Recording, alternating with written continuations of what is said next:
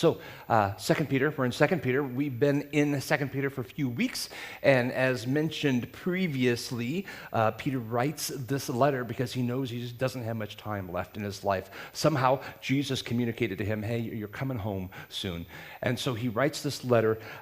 His goal is to help his readers remember these important themes of history, of Scripture, things he'd been teaching them, things that have been part of his, education, discipleship with the first century people there, but he knows he won't be around to remind them. So he writes this letter, 2 Peter, says, I want you to remember these things. Remember. And we've been camping out in chapter 2 these last few weeks where Peter walks us through some historic events. And he's imploring his people to remember these historic events where God punished people who were disobedient. And Peter is telling his readers and us as part of his readers now to remember these events so that we won't make the same mistakes that they made. Because he doesn't want us to experience the wrath of God as they did. So let's read this again. We always add a couple of verses as we go. 2 Peter chapter 2, starting in verse 4, for if God did not spare the angels who sinned, but cast them into hell and delivered them in chains of utter darkness to be kept for judgment, and if he didn't spare the ancient world, but protected Noah, a preacher of righteousness, and 7 others, when he brought the flood on the world of the ungodly, and if he reduced the cities of Sodom and Gomorrah to ashes and condemned them to extinction, making them an example of what's coming to the ungodly, and if he rescued righteous Lot, distressed by the depraved behavior of the immoral, for as that righteous man lived among them day by day, his righteous soul was tormented by the lawless deeds he saw and heard. Now, we'll stop right there for now. And then we'll go to the next couple verses in a few minutes and kind of see where Peter was going with all of this. If well, then he'll tell us. But he tells us here, he reminds us of 4 historic events that we've dug into a little deeper the last few weeks. Number 1, the angels disobeyed, and they're bound in chains and torment, and what an awful thing that is to think that these beings who literally were with God, in the throne room, and they disobeyed, and then they are now in chains and in hell, Peter says. This is almost like a separation. It's a separate group than some of the demons that you think of that about today. Like it's a separation I never really thought of as I was studying that a few weeks ago. And basically his message is if God didn't spare the angels, what makes us think he would spare us if we're disobedient? Are we better than them? The second historic event was the people in Noah's day. They disobeyed, were swept away. And if God killed every man, woman, and child at that time, which is a horrific thought when you really go there, what makes us think that he will spare us if we do the same things they did? The wrath of God will come against mankind. And what are we going to say? Oh, no, we're evolved beyond that. We don't get it. It's like, no, we get everything every generation before us will get if we disobey like they did. Number 3, God reduced the cities of Sodom and Gomorrah to ashes. We looked at that 2 weeks ago. He rained down fire on them. And what makes us think that we will escape his wrath if we do the same things they did? Now, the 4th historic event is dramatically different.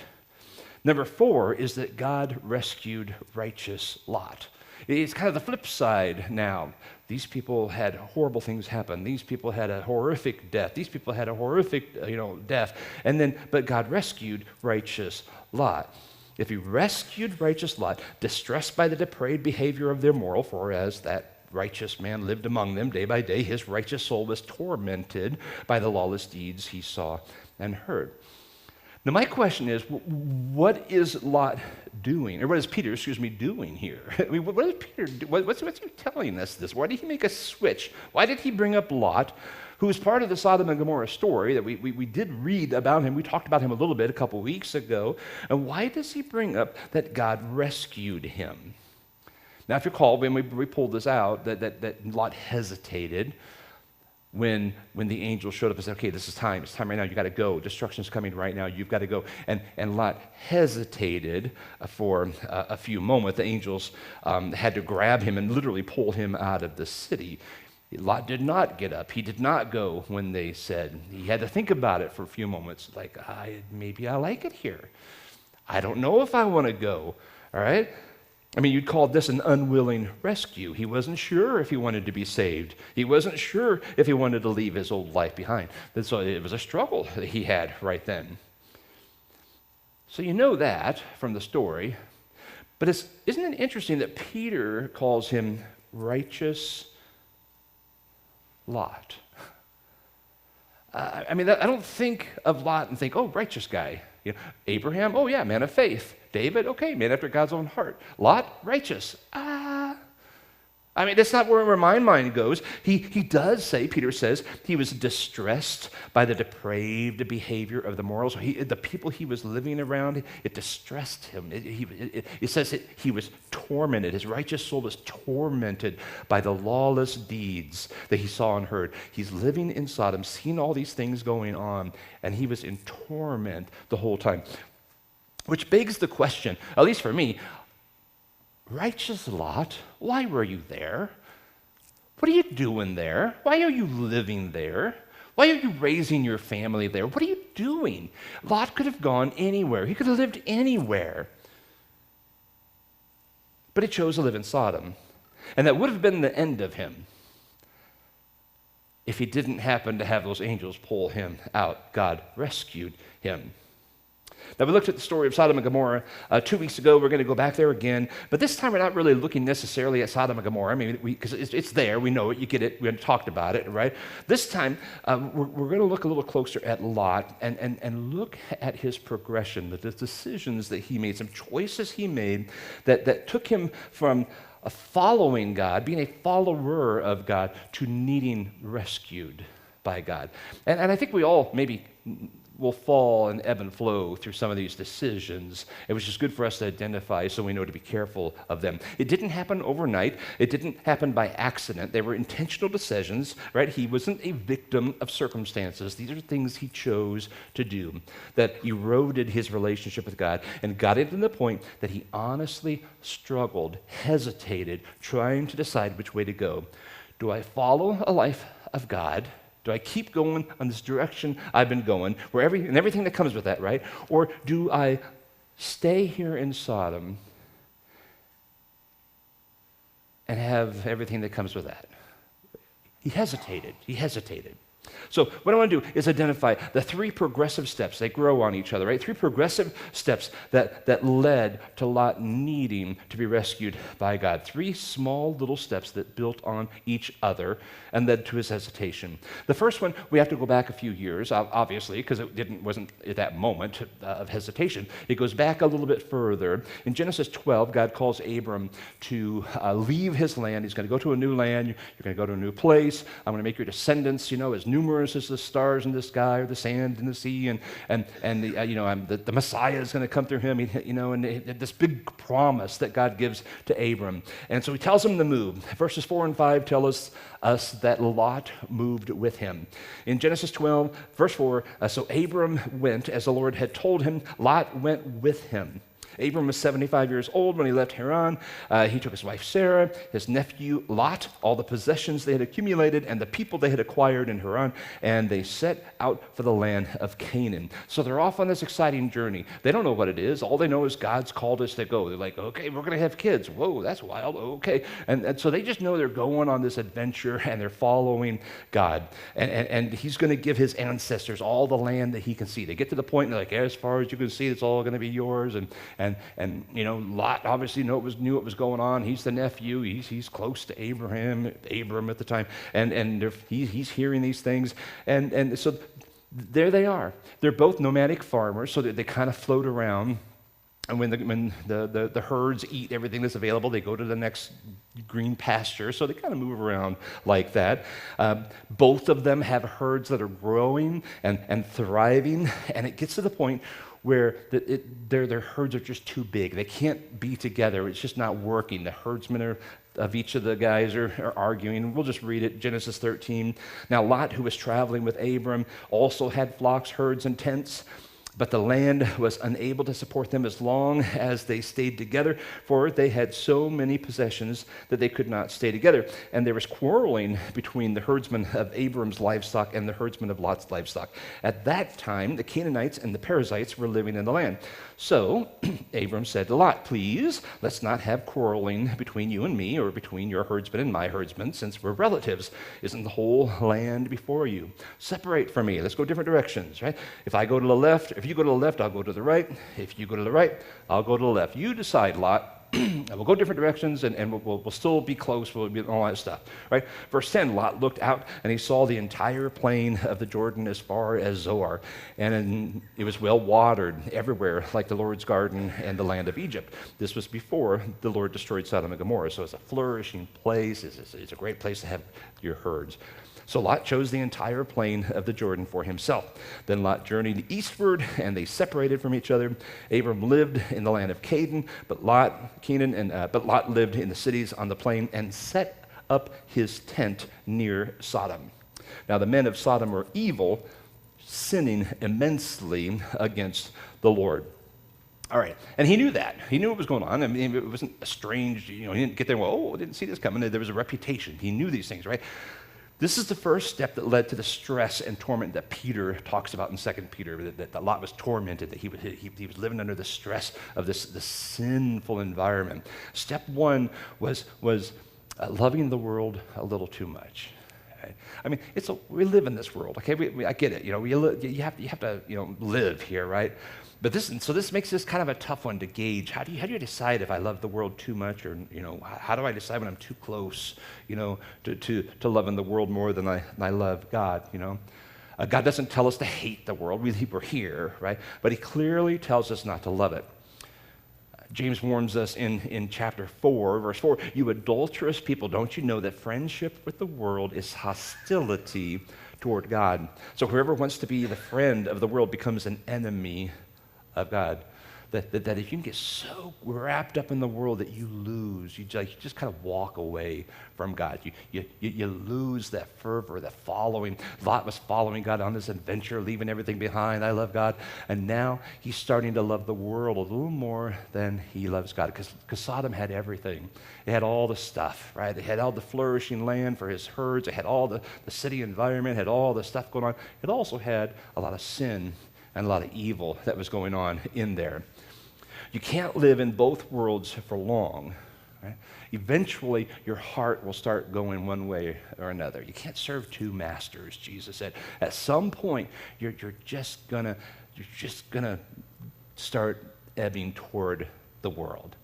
That's what happened to Lot.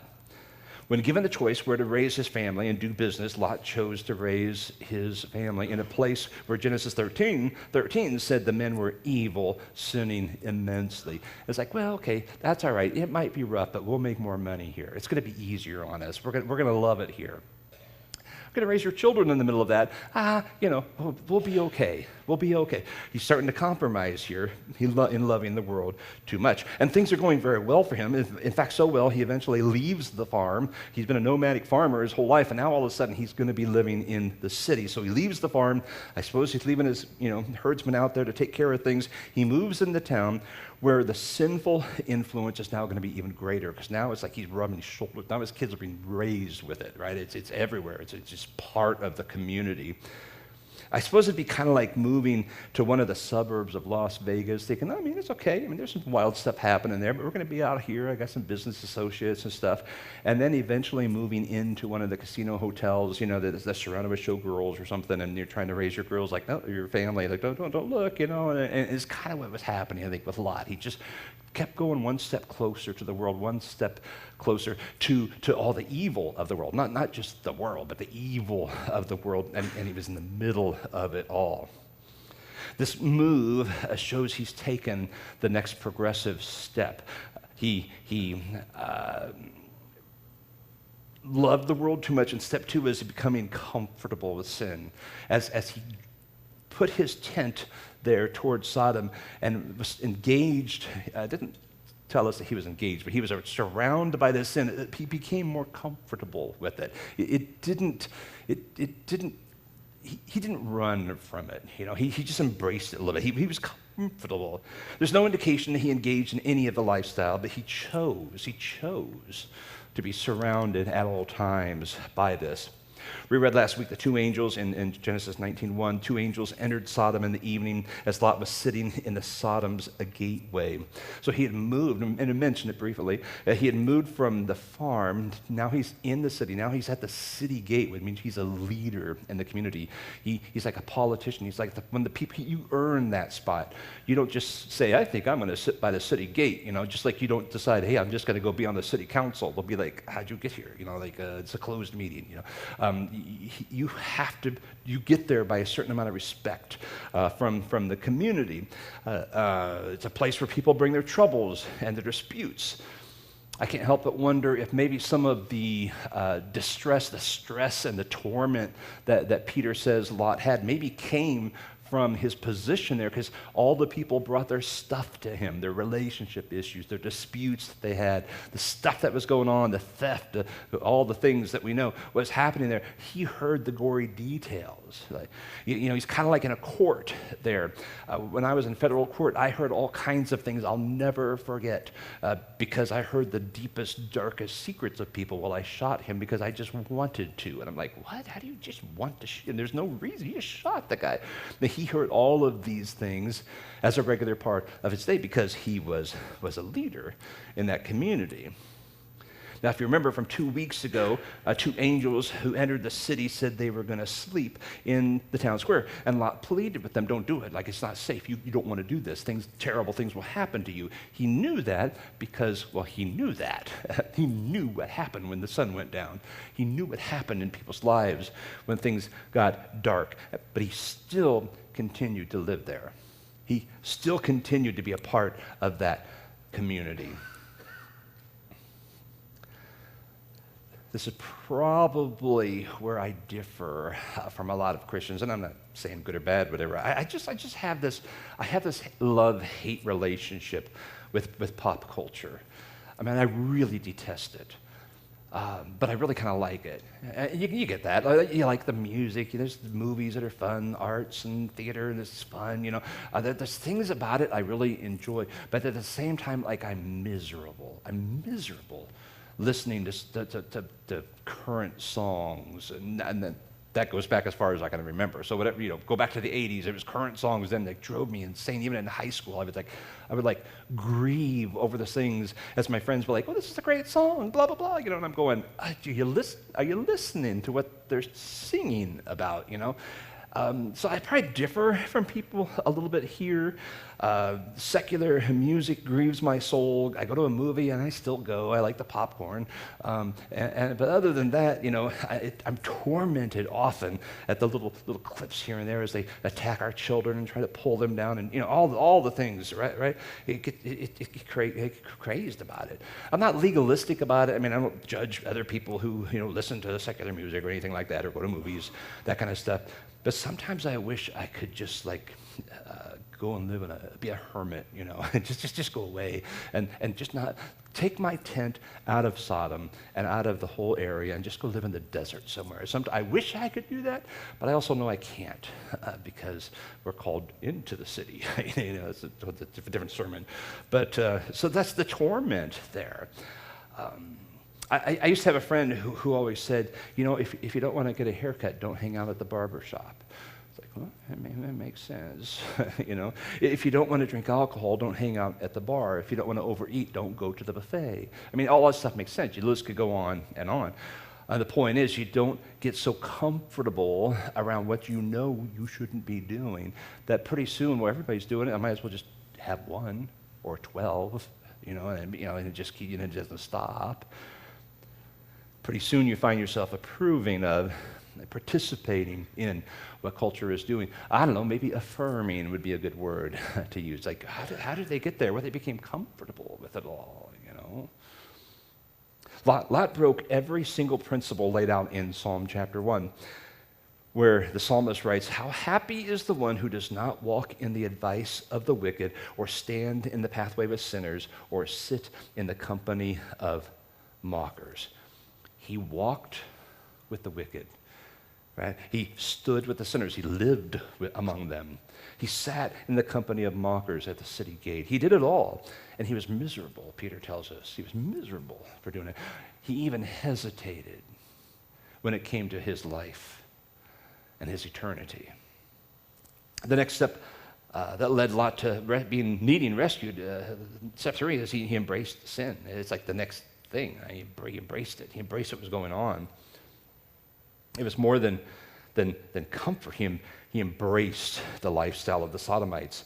He lived there, raised his family there, was going to marry off 2 of his daughters to men from there. He became one of them. Once you embrace the lifestyle, it becomes very, very difficult to walk away from it, which is why the whole story, the whole story pivots around of Lot. That's that moment. I've mentioned it already, but I'm going to read it again in Genesis 19, where it says, at daybreak, the angels urged Lot on, get up, take your wife, your 2 daughters who are here, or you'll be swept away in the punishment of the city. But he hesitated. He embraced that life. He embraced the people. He embraced it all. It was home. It was home. And the angels are saying, it's all going to burn. It's all going down. You got to get out. And he hesitated. Righteous Lot, who went on this adventure with Abraham that would ultimately lead to the birth of the Savior, the one that we worship, the one that has saved us, was ready at that moment to just stay in Sodom and face the punishment. He hesitated. So angels literally had to drag him out to rescue him. His sons-in-law stayed behind. They died. His wife looked back. She died. All of his friends from the community died. Those he sat at the city gate with, they're all gone. They died. He lost everything. His herds are gone. They were all part of the target zone of where God was going to destroy the area. So he lost his wealth. He lost his business. He lost everything except his 2 daughters. That was it. That's all he had left.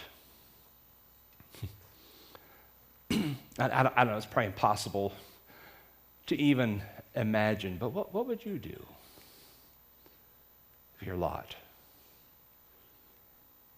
What would you do? Let's just pretend some crazy thing happens this week, and I don't even know what that looks like. I don't even know. But for some reason, you had to choose between God and like everything you know. We're going to take away your house. You're going to lose your job. You're going to lose your family. You're going to lose everything. Every single thing. Everyone you know is going to die, or God. Maybe we'd all hesitate for a moment. I mean, that's a big, like what? That's where Lot was. But what I love about this story is that in the midst of this very tragic event, and it is tragic all the way around, it's a horrible, horrible event, where the wrath of God and the judgment of God come down on Sodom and Gomorrah. Lot is this shining beacon of light showing God's grace. Lot's not the shining beacon of light, but God's grace is just like shines through the darkness of the story. In chapter 19 of Genesis, verse 29, so it was when God destroyed the cities of the plain, he remembered Abraham, brought Lot out of this. So Abraham was already out of the picture. He went there first in chapter 18 of Genesis. In chapter 19, we read all the story of Sodom. He brought Lot out of the middle of the upheaval when he demolished the cities where Lot had lived. God remembered them. He saved them. He rescued Lot. This is what Peter was leading up to. The whole time that we've been reading in 2 Peter, we've been looking back at these stories. This is what he's been leading up to. This amazing, beautiful picture of God's grace. 2 Peter 2, verses 4 through 10. For if God did not spare the angels who sinned, but cast them into hell and delivered them in chains of utter darkness to be kept in judgment, and if he didn't spare the ancient world, but protected Noah, a preacher of righteousness, and 7 others when he brought the flood on the world of the ungodly, and if he reduced the cities of Sodom and Gomorrah to ashes and condemned them to extinction, making them an example of what is coming to the ungodly, and if he rescued Lot, righteous Lot, distressed by the depraved behavior of the immoral, for as that righteous man lived among them day by day, his righteous soul was tormented by the lawless deeds of what he saw and heard. Then, here's his point, then the Lord knows how to rescue the godly from trials and to keep the unrighteous under punishment for the day of judgment, especially those who follow the polluting desires of the flesh and despise authority, bold, arrogant people. They're not afraid to slander the glorious ones. We'll talk more about that in the next couple of weeks. But I love the first part of this. Then the Lord knows how to rescue the godly. That's us. He's talking to the church, right? All of these things. Be careful, be careful. Don't do what they did. You don't want what happened to them. And if this happened, if that happened, then, and if he rescued Lot, then the Lord knows how to rescue the godly from trials and to keep the unrighteous under punishment for the day of judgment. I read this, and this is the beauty, this is the light of grace that comes out of all of that darkness. No matter what you've done in your life ever, to this moment. No matter how far you've wandered from God, no matter how comfortable you have become with sin, maybe in some time in the past, maybe even this past week, no how deeply you have embraced the sin in the world and all the things around us, no matter how far you have allowed yourself to slide, there is a rescuer who's got his hand reached out and saying, we got this. We can come out of this. I can bring you home before the destruction comes. Keep in mind, the destruction is going to come, but I can save you from all of that. You may have a little trouble when you read Peter call Lot righteous Lot. He wasn't all that righteous. He allowed his relationship to slide. But then you'd have to also be troubled when the Apostle Paul calls the church of Corinth saints. The church of Corinth was a mess. Matter of fact, they were doing a lot of things that was happening in Sodom and Gomorrah. I mean, there was just all kinds of stuff going on, right? Every sin you can imagine. And yet, Paul writes to that church and says, you are the saints of God. You are the church. Not if they're engaged in the activity, but he's saying you can be pulled out of it. And he talks about how this sin and that sin and this sin and the other sin, that's what some of you were, but now you're not. You've been bought with a price. And that's the message to us. That's the message Peter is reminding us, that if you've fallen away from God, if you found yourself being comfortable with sin, if Peter tells us the Lord knows how to rescue you. And you can put righteous in front of your name as well. Not because of you, not because of anything you've done, not because you're awesome, because the blood of Jesus covers all of that. Because God is awesome, because he is loving, because he doesn't want all of these things of wrath to happen to us. It's going to happen. It's going to come. But he wants to give us the way out. He's done it before. He's done it again. He offers you the peace from the torment and the stress that comes with living in this godless world by living a life separated from it and with him. So I encourage you to come home if you're there. And if you're not, thank God. Thank God. You have either he has protected you from yourself, or you have figured out a way to not follow those little steps of progression toward falling away from God. What a story. If you've fallen, come on back. If you haven't, praise God. It's not that you're awesome, he's awesome. Either way, he has that ability to rescue us. Let him, take him up on that offer. Come and talk to me if you're ready for that. I'll let that be between you and him. Let's pray.